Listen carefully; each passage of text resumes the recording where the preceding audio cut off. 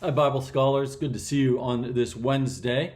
We're still in the Gospel of John. Yesterday, we heard God's voice. Verse 28.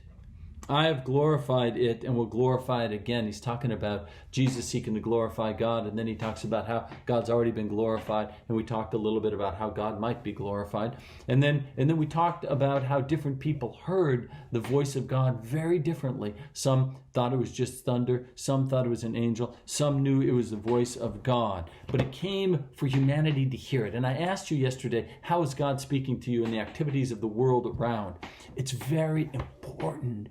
Listen for God, right? And do it from an eternal perspective, right? So if you get a little nervous about what's going on there, wonder why am I nervous about that? And what does that have to do with my eternal relationship with God? Because probably nothing. And because it has nothing to do with your eternal relationship with God, then you get to free yourself from it. That's my hope for you, at least. That's my hope for myself, right? That's why I try to live a Christian lifestyle. It's a way of life. Let's go on. John 12, chapter 12, verse 33. Jesus says this to indicate the kind of death. So let's see. He said, I am lifted up on the earth and will draw people to myself. Verse 33. He said this to indicate the kind of death he was to die. The crowd answered him, we have heard from the law that the Messiah remains forever. How can you say that the Son of Man must be lifted up? Who is this Son of Man? So the Messiah is going to live forever, right? That's interesting that the law says that'll be the case when the Messiah comes. He will be an eternal king, which we find out Jesus does become an eternal king. How can you say that the Son of Man must be lifted up? So they were confused about this whole reference to the seed dying and growing again, or the Son of Man being put up on a cross. Or being lifted out of some place, right? From where would the Son of Man be lifted? From where would the Messiah be lifted if he were alive on the earth for eternity?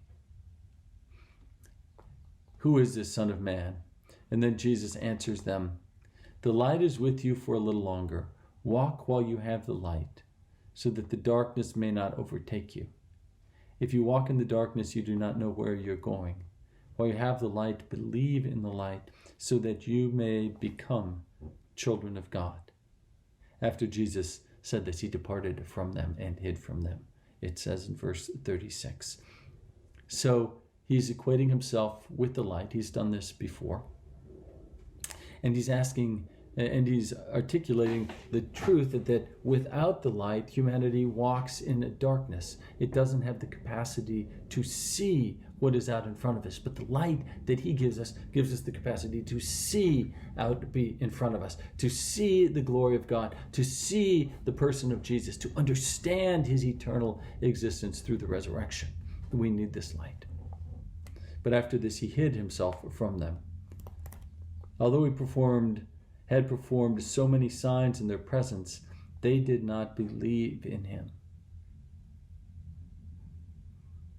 This was to fulfill the words spoken by the prophet Isaiah. Lord, who has believed our message, and to whom has the arm of the Lord been revealed? And so they could not believe, because Isaiah also said, he has blinded their eyes and hardened their hearts, so that they might not look with their eyes and understand with their hearts and turn, and I would heal them. So that's the prophecy.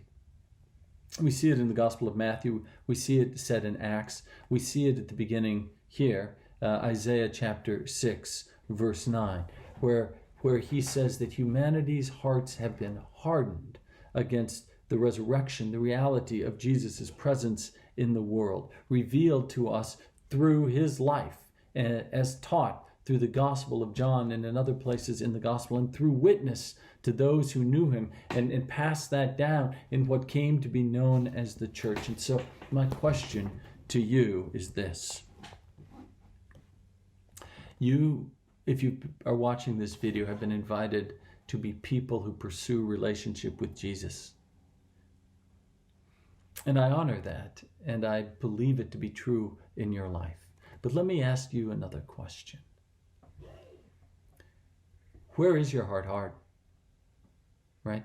What are you blind and not seeing with your eyes that has been put there? And how can you turn from that blindness back into relationship with Jesus Christ? Because right now we got a lot of stuff going on in the world. We have pandemic and a protest.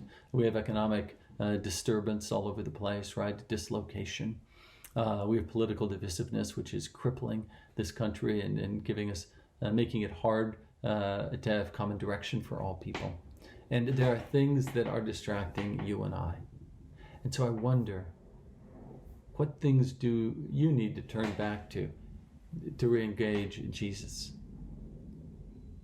I leave you with that to think about, that turning back to Jesus,